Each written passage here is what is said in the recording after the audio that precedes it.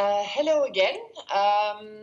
This is the part where I can speak to you on the future, and it's more or less my daily work these days because the Parliament has been heavily involved. They stopped their works now before the European elections, and but the Council is still very much continuing work towards our new common agriculture policy, in which agriculture knowledge and innovation systems, farm advice and innovation networks will have a much more important role.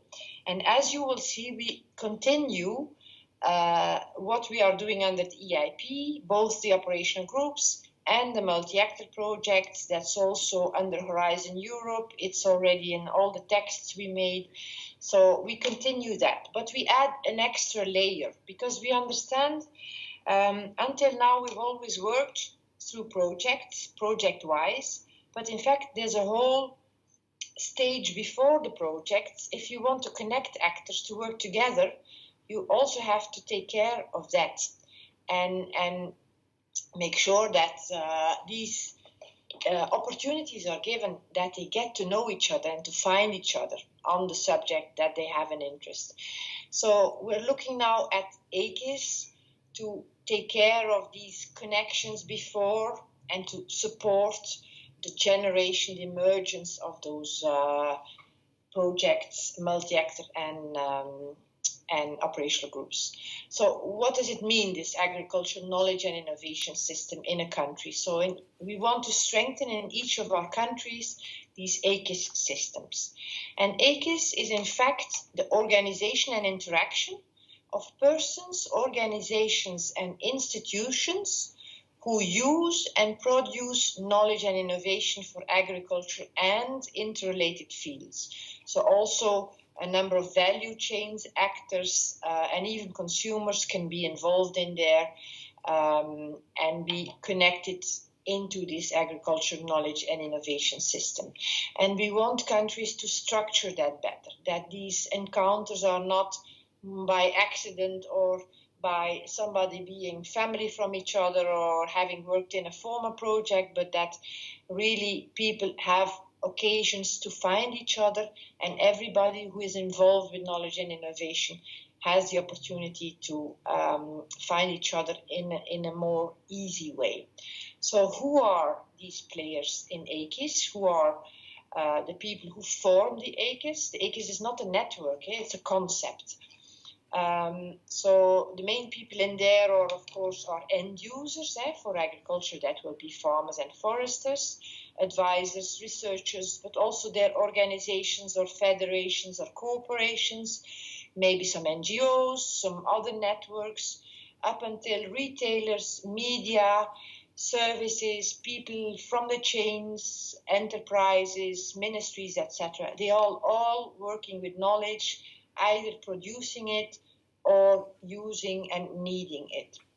So it's a very broad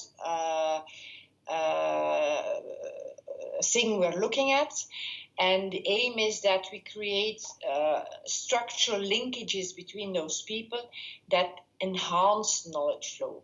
That's the ultimate goal of us now, that we can help these knowledge flows as well before the projects start as after the projects, to disseminate much better what comes out of the projects. And of course, this will strengthen links between research and practice. Obviously, that's part of what we're aiming at. And why are we doing that? Not only because we see through the work with our multi-actor projects and operation groups that it's very useful to do something before that. That's why we do these networking events with the EIP networking service point, but also because the study showed us that the AKIS in the member states is very varied, from very fragmented people and organizations working in silos that you have at the left side, to very integrated systems, and that you have at the right-hand side.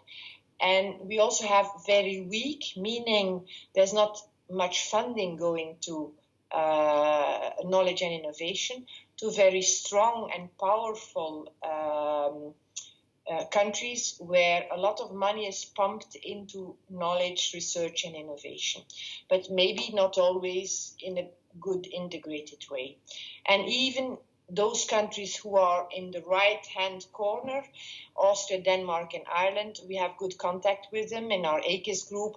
They still have a number of things that they can learn from the other countries and that they want to implement in the next period. For instance, Ireland doesn't have innovation hubs, while they have their research and advice in the same institution even.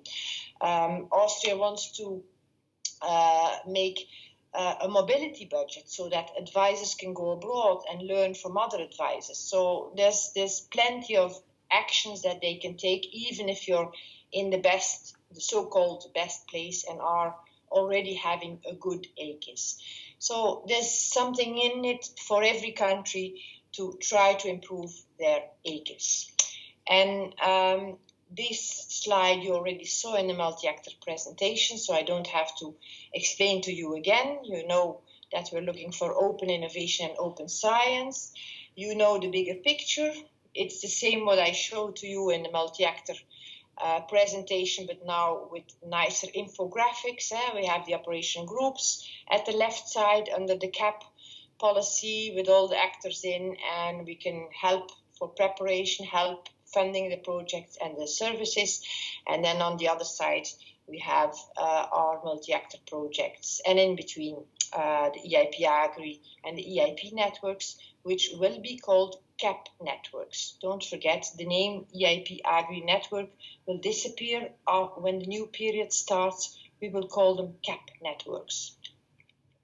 And that's all to spread the results and to share the contacts. Now, where are we? As I already mentioned, we have around 1,000 operational groups running, all member states joining except Luxembourg, and in total 180 by the end of the period, 180 Horizon 2020 multi-actor projects, including 29 thematic networks. So you see we have growing and thriving networks and an increasing volume of practice-oriented knowledge, which we want to share with these AKISs at national level. So we want to make this connection better. And that was already in the Commission communication on the CAP post-2020. And I picked out this sentence because it really explains the rationale. It says the EIP AGRI and they have proven their value in mobilizing the agriculture sector for innovation. They have funded these multi-actor projects. They are networking across Europe to make new knowledge available, but its success depends on the combined performance of advisors, trainers, educational systems, researchers, farmers, organizations, etc., often referred to as AKIS. And they operate very different from one country to another. So this is a key objective that we have to make better AKISs. And a second key objective that we have is that we see that the farm advisor has a very important role there as an intermediate between practice and research. And he can do a lot if we stimulate them. And we still have plenty of possibilities to do so, because in the current period, the farm advisory measure was not very well taken up under the CAP. So we think we can make them also support for this innovation ecosystem, and we think they are important, so that the mother CAP should support the strengthening of farm advisors within these AKIS and make them better integrated in these AKIS systems. So this will become part of the CAP strategic plans. And well, it's clear the rationale is the better the connections are, the better knowledge and innovation will be shared. And if you want to read something on advisory services and how the future should look like, you can read what the SCAR AKIS, so that's a Standing Committee of Agriculture Research, with their dedicated strategic working group on agriculture knowledge and innovation systems. They have reflected during a year on AKIS and on advisory services. And in this brief, you can read more if you want.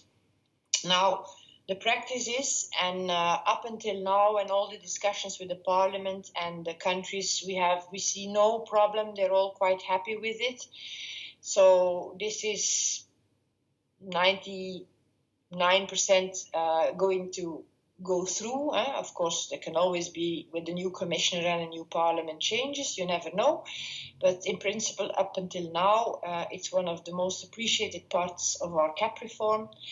But we need a transition period. This is not going to happen. Have a good AKIS will not happen from one day to the other. It will happen event by event and contact by contact. So we want to see in these CAP strategic plans how member states will do that. They will have to describe this. So to put it in a one-liner, these provisions on the so-called, we call this modernization, that's the word which is used for fostering knowledge, innovation, and also digitization in the new CAP.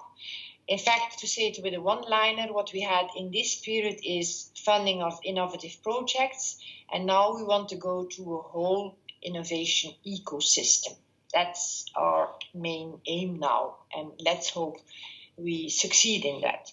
We have a number of common objectives under the CAP reform, and one big cross-cutting which crosses all the rest, and knowledge and innovation is needed everywhere, whatever you want to do, whatever objective you want to reach. So knowledge and innovation is everywhere along these CAP objectives. That's why it's called cross-cutting objective.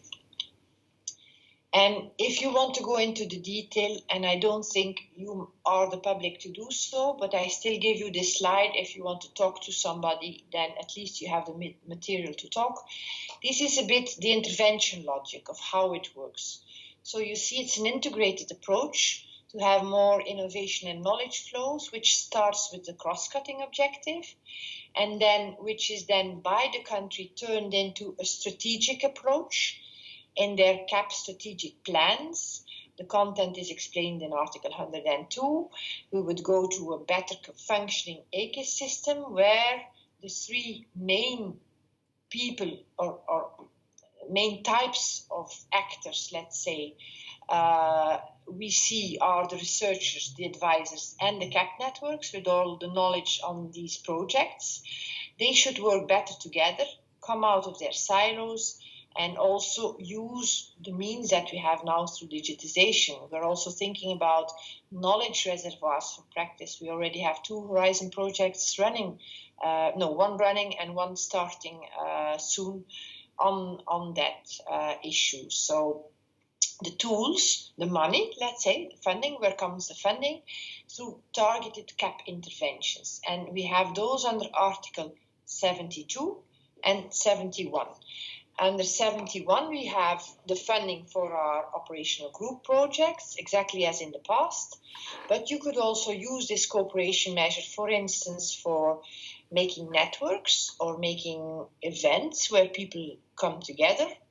And Article 72, again, for events where information can be shared. Think about each winter and each summer an event where farmers, advisors, and researchers come together to speak about the needs from practice and the outcomes from research. This is a very simple measure that maybe you are already doing, or obviously, if not, you should put in place. So we can have funding there for all types of knowledge exchange, as the example of the mobility fund, which I gave for exchange visits for farmers. For researchers, we don't need that. We already have it.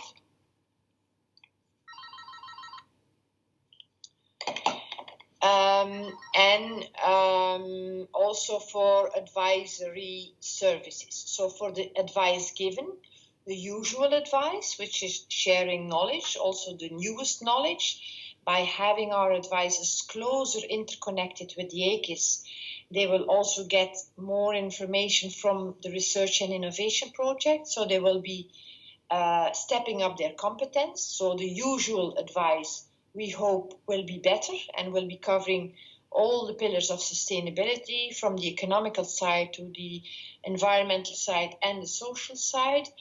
But we also think that, for instance, we can fund the setting up of specific services for innovation support, where like a farmer or whoever with an idea could go to and find or ask to look for people who can join him in a project to solve a certain problem or develop a certain opportunity. All that can be done under Article 72. It's a very polyvalent measure of funding that can be used for many purposes, and it's all about knowledge exchange, advice, and sharing information. While the cooperation, the operational group projects, the networks, etc., that's then under Article 71. We have a few conditions, however, and those are in the last articles on the bottom of the slides. Like we have details for our operational groups. We want them to follow this interactive innovation model. I explained the model already to you. It's nothing new, but now it goes into legislation to make it more clear for everybody. We had it in the guidelines. Everybody was following it anyway, but now it's in the legislation. That's the difference. So it's not a big difference in the end. On advice, there is a big difference because we only fund impartial advisory services. It is a condition now to be independent from any supply or input service when you are an advisor that is financed under the cap. Of course, these advisors will stay there.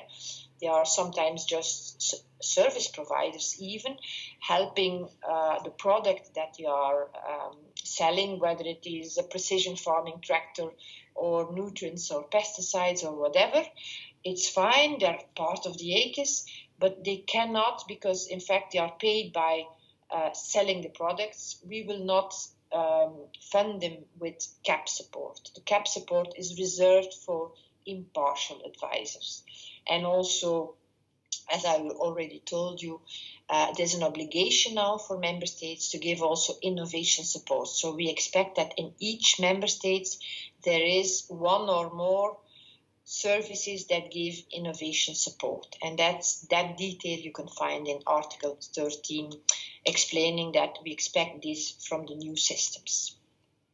And then, as we had before, you see that at the right-hand side, we have CAP networks who will further foster innovation and knowledge exchange, exactly as they are doing now, but even maybe more intensively, and making even use of those Articles 71 and 72, because the funding for the CAP networks is still the same, and they have more tasks now. So it could be like for an innovation stand that they need to help, to find help through a number of these Article 71 or Article 72 measures.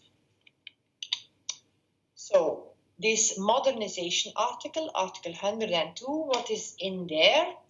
It asks the member states to list up how they are going to, and how currently also their AKIS is set up, and how they will improve it by making advisors, researchers, and CAP networks work together in the framework of AKIS. And then, as a result of that, we will they have to explain then how advice and innovation services are being provided. There's also a request to have a strategy for the development of digital technologies, because they can be so supportive also for fostering knowledge, innovation, and digitization, that we think it's important to reflect on that. Now, on Article 13 and 72, those are the two articles related to farm advice. What is in there is that it needs to be included in the CAP plans. So we want to see advice. Not all countries are now funding advice, so we want to see that in the CAP plans.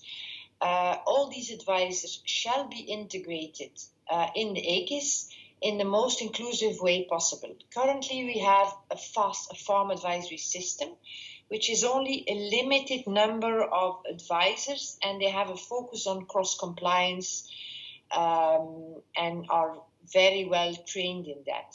what we want now is to have all advisors, and in particularly the advisors that are most trusted by the farmers, that they are all integrated in the AKIS and can profit from the activities that are organized there in order to step up their competencies, to cover economic, environmental and social dimensions, and of course also to deliver this up-to-date technological and scientific information coming from all our projects.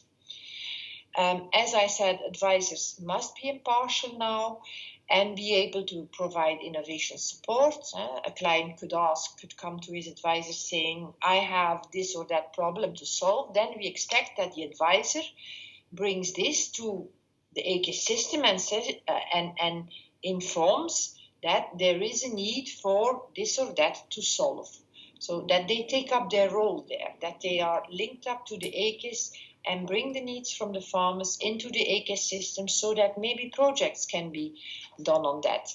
And in particular, we expect them to give help for preparing and implementing operational group projects so that on the one hand, they bring in farmers' needs, but also on the other hand, that they learn themselves innovative practices, which otherwise they would never come with. They just repeat what they learned maybe at school or through their experience, but we also want them to take up innovative practices which come out of operational groups or multi-actor projects where advisors are in, and we expect them to do that in the future period.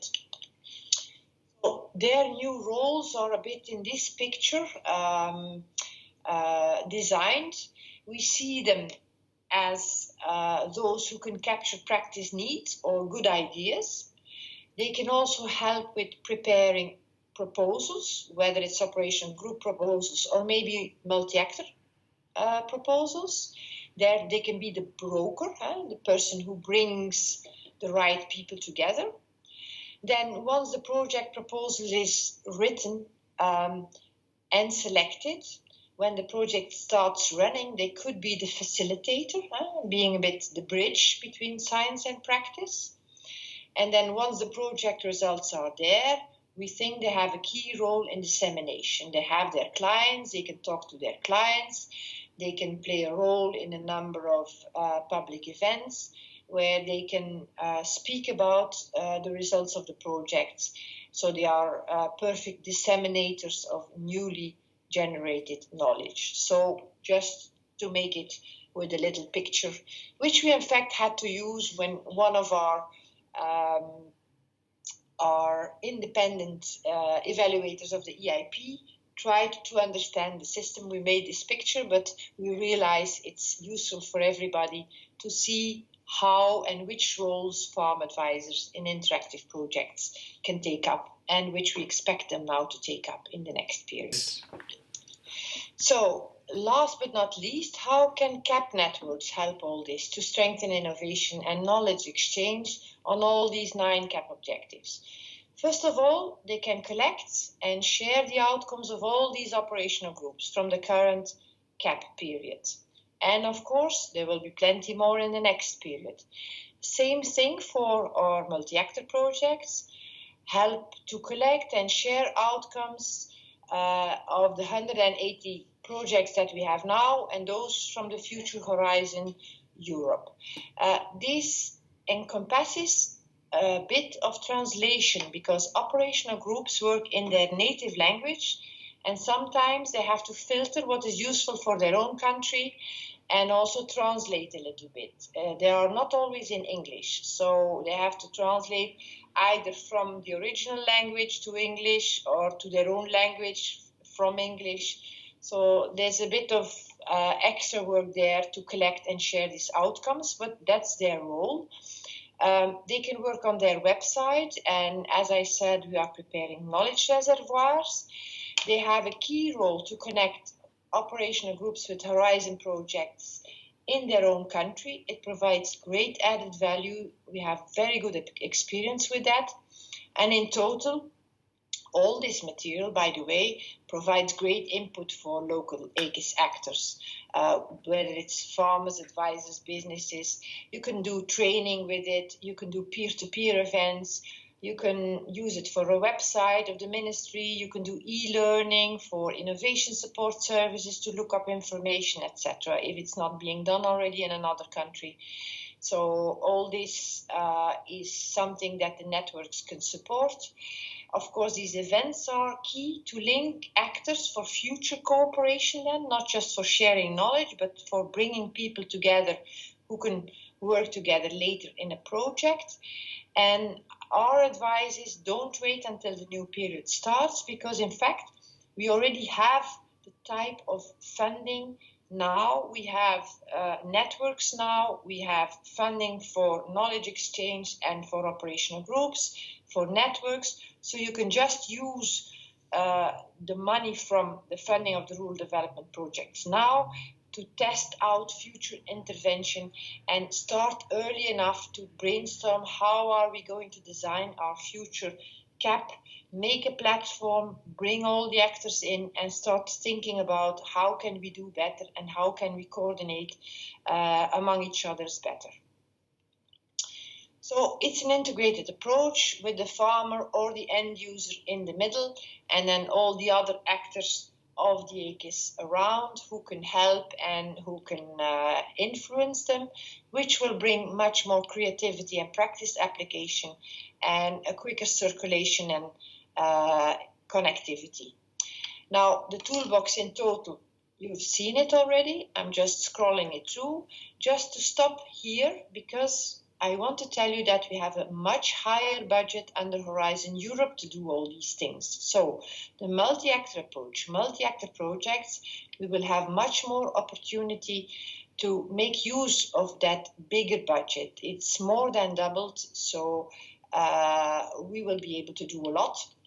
And we, of course, will be continuing the European Innovation Partnership with the operational groups, where many countries now have good experience, where they were a bit prudent in the beginning. They now are fully convinced, and we will probably even have more operational groups. So that's the toolbox. I hope it was of interest to you to look a little bit into the future. Thanks for your information, and I wish you a very fruitful and useful further meeting today.